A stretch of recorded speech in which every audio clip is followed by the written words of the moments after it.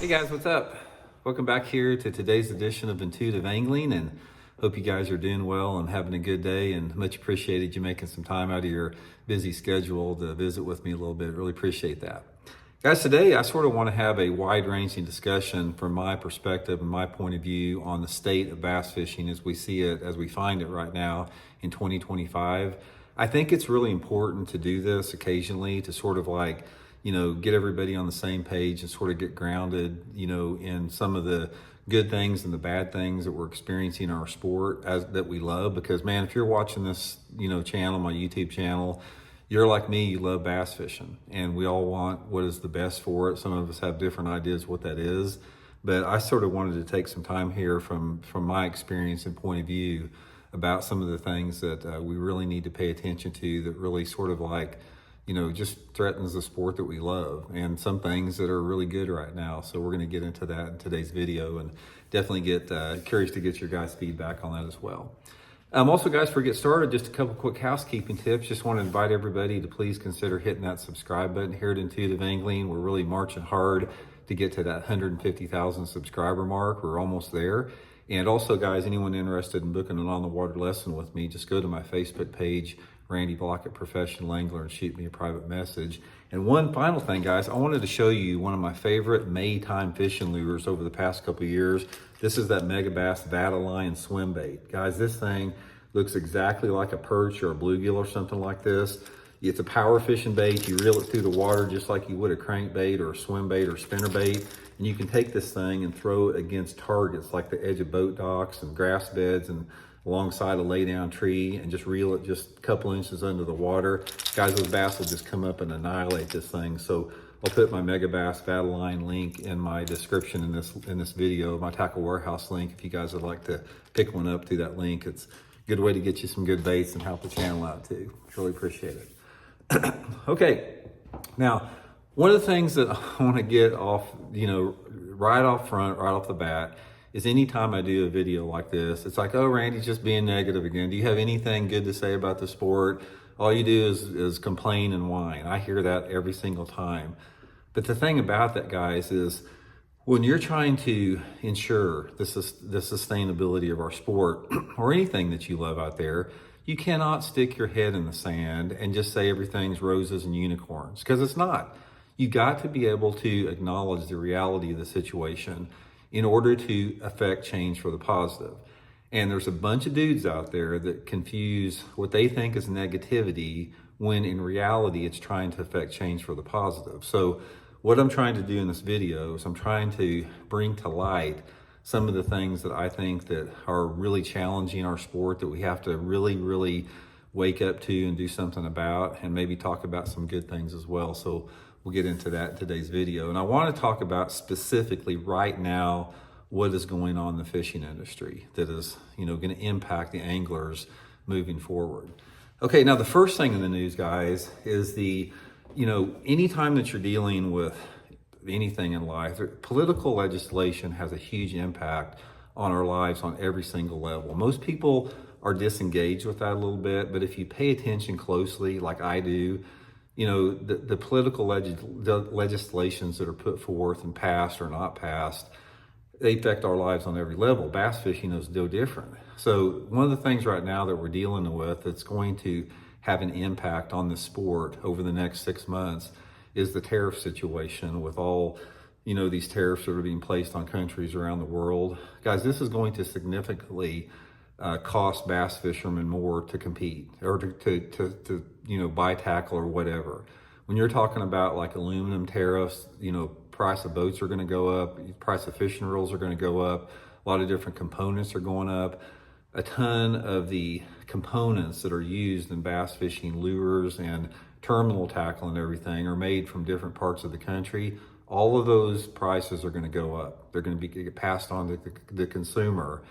So one of the things that we're definitely going to have to deal with over the next, foreseeable future is a significant increase in the cost of fishing tackle. It's on the way here, unless, they decide to back off the tariffs. But if everything moves forward, that's going to be one issue. And fishing's already expensive enough. One of the things about bass fishing, I always rail against is this income disparity in fishing, because fishing, especially tournament level fishing, it's not a level playing field financially, because the tournament organizations have not set a level playing field.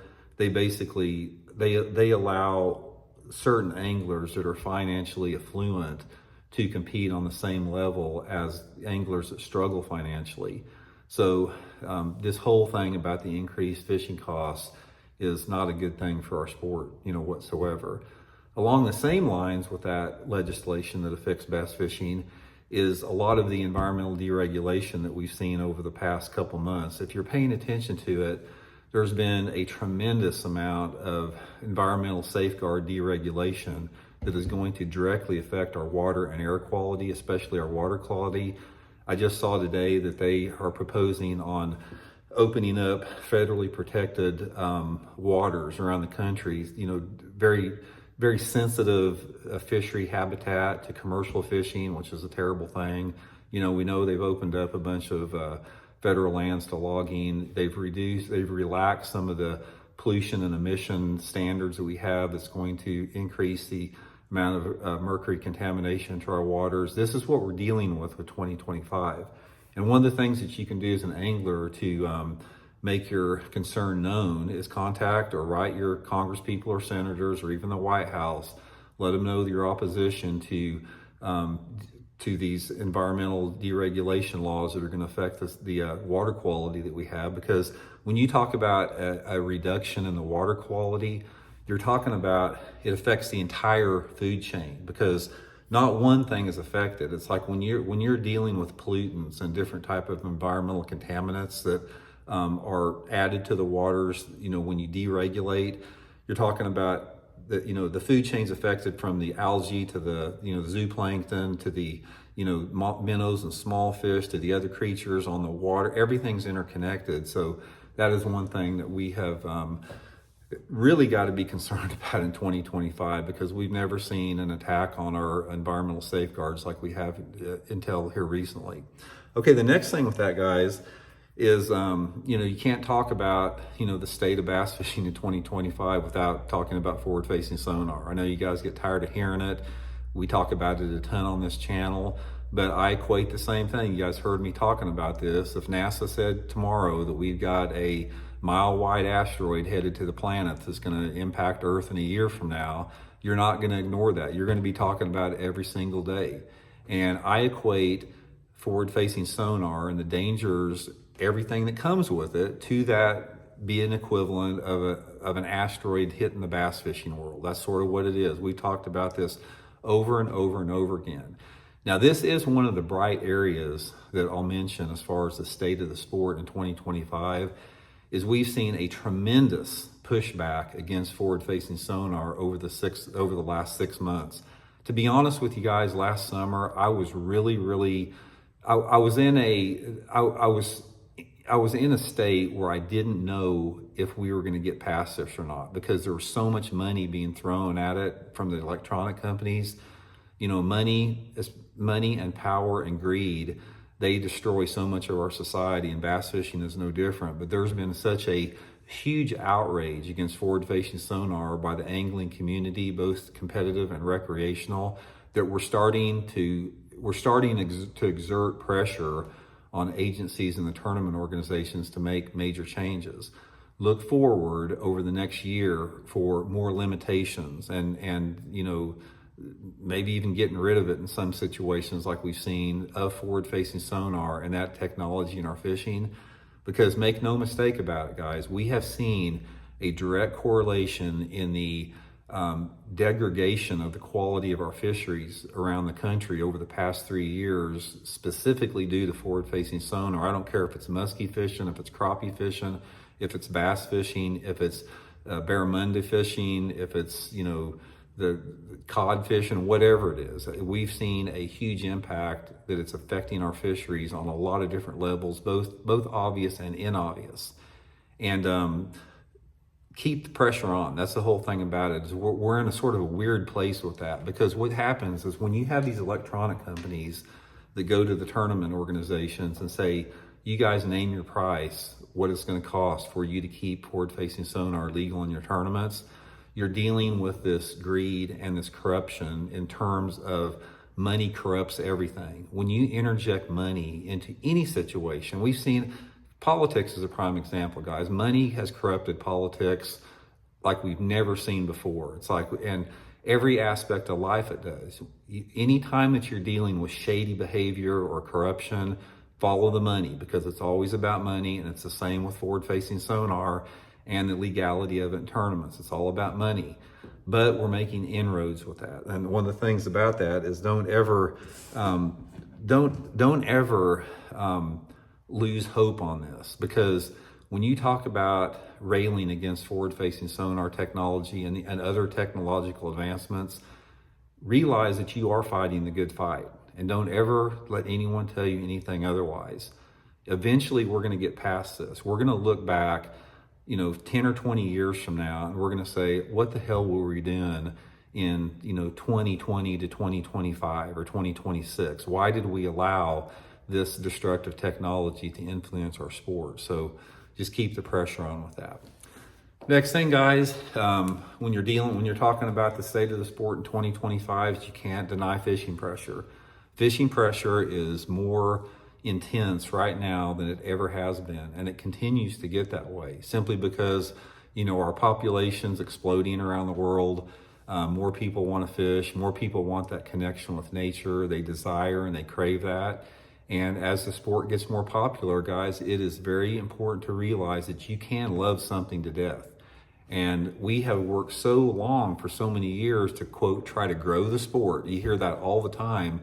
But there gets to be a point of which in a sport like bass fishing where the growth starts affecting the quality of that sport in a negative way.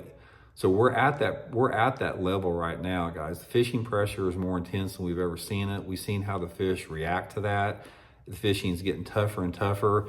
Don't ever fall into this illusion. When you see these guys catching 30-pound bags in these tournaments, that's an illusion, guys. That is not real fishing. Those are 30-pound bags that have only been caught through the use of forward-facing sonar. If that technology wouldn't have been there, you would see the weights that quantify how well a fishery is doing be down to the pre-1985, 1980 levels, because forward-facing sonar and all the technological advancements that have come with that have created this illusion that the fisheries are healthy and thriving, and they're not. They're hurting.